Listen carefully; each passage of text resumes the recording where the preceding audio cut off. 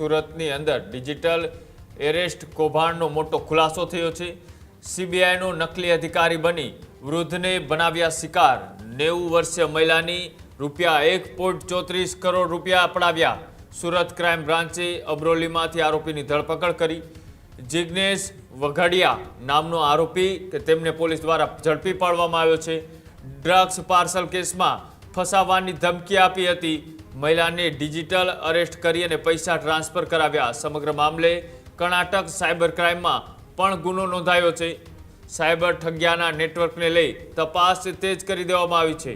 Cyber crime દ્વારા વધુ પૂછપરછ અને તેમની તપાસ છે તે પણ હાથ ધરવામાં આવી છે। અનેક વખત એ લોકો અપીલ કરે છે, મીડિયા અપીલ કરે છે, તમામ પોલીસ અધિકારીઓ અપીલ કરે છે કે કોઈ પણ એવા અરેસ્ટમેન્ટ માટેના ડિજિટલ કોલ આવે તો તેમાં ન ભરમાવું, તાત્કાલિક નજીકના પોલીસ સ્ટેશનનો સંપર્ક કરવો। તેમ છતાં સુરતની અંદર આ ડિજિટલ અરેસ્ટ કૌભાંડ થયું છે તેનો ખુલાસો થયો છે કે સીબીઆઈનો નકલી અધિકારી બની અને વૃદ્ધને શિકાર બનાવ્યા હતા। આ જ પ્રકારની તમામ અપડેટ જોવા માટે ન્યૂઝરૂમ ગુજરાતને લાઇક, શેર અને સબસ્ક્રાઇબ કરવાનું ભૂલતા નહીં।